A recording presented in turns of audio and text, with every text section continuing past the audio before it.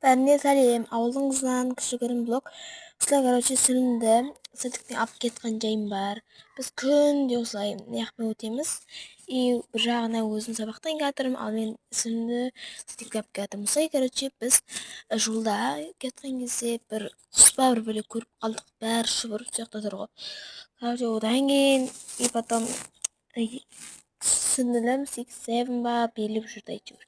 Білген істеді ғой, үйге жетем дегенше сонымен арпалысып, сөйтіп жүрдім.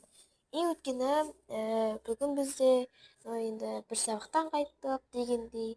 Сол үшін біз, ең қиын сабақ ол қазақстан тарих болған, бірақ ол бізге болмады. Сондықтан да, бір сабақтан қайтып кеттік. Бірінші сабақ дене болды, ол кайф болды.